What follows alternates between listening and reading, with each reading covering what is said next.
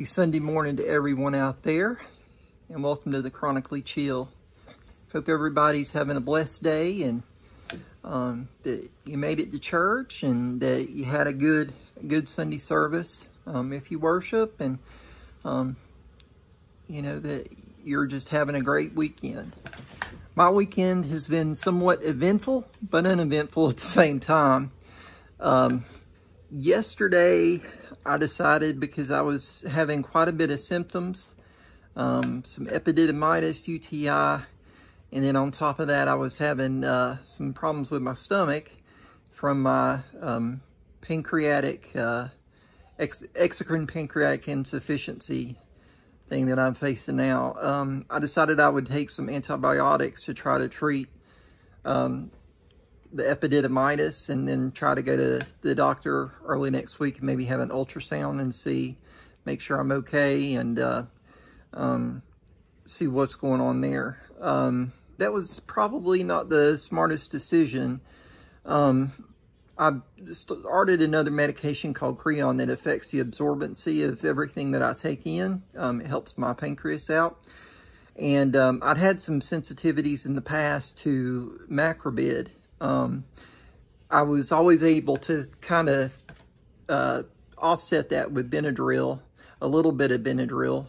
Yesterday, I had a massive reaction to it, almost to the point where I needed to go to the emergency room, that it was getting bad. I broke out in hives all over. I scratched, I've got scratches all over my body now from all the itching that I did yesterday. And I ended up having to take 100 milligrams of Benadryl to try to avail the reaction. And I slept for a couple hours after taking that Benadryl, but I did not feel good, don't feel good. Today I feel, I'm having the phantom itches here and there. Definitely around, sinuses and eyes, burning, a little bit itchy. So it's been a challenge. And I think about having multi-drug resistance and having the UTIs since pretty consistently since 1990. It always got worse. The older you get, the worse it gets, kind of. But yeah, I just have these multi-drug resistant UTIs, and I've got allergies to quite a few antibiotics. So it's been a challenge here, with the macrobid. Again, to the point where if a drug works and I'm sensitive to it, I'll still take it and use the Benadryl to kind of help with the sensitivity. But I think at this point with macrobid, it's beyond that. I should not use that one at all. So right now I am allergic to sulfa. I'm allergic to macrobid. I am allergic to ertapenem, carbapenems, which is an IV class of antibiotics. That was pretty devastating. Again, a point where I had to manage it at home, but I went to the urgent care several times just to re-up on a shot of steroids, shot of Benadryl to try to kick the reaction.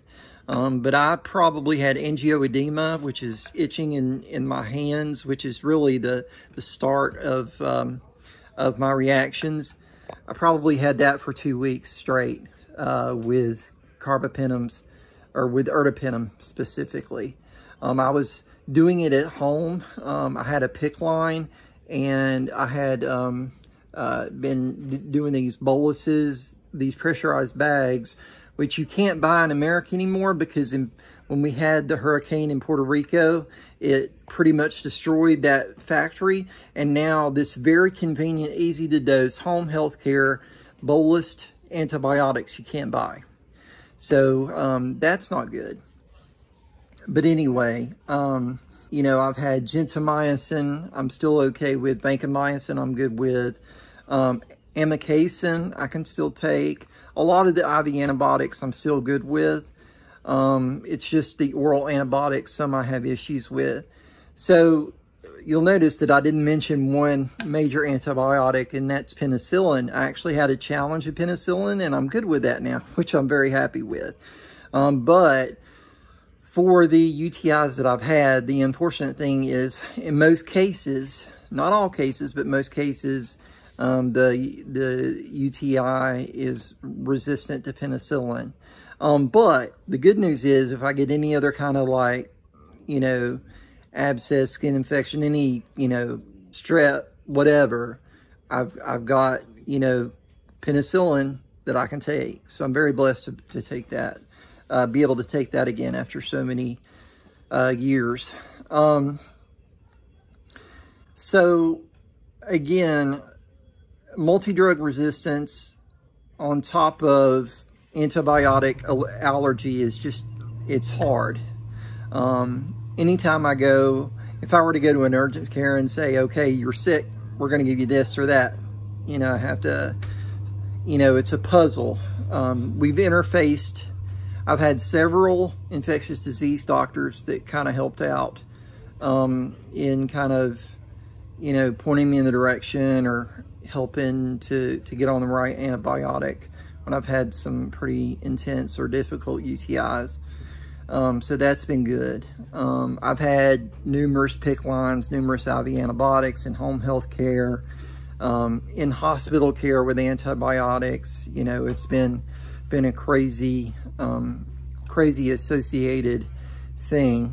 You know, it's not that bad. I'd say that, you know, managing a PICC line at home is a nuisance, but it's not too bad. Really the dressing you have to be careful with in the PICC line. I've had several dressings fail and have to go in and have them redressed, which they have to do a really specific way to redress those PICC lines, which can be annoying. I've seen the protocols change with PICC lines over the times that I've had them.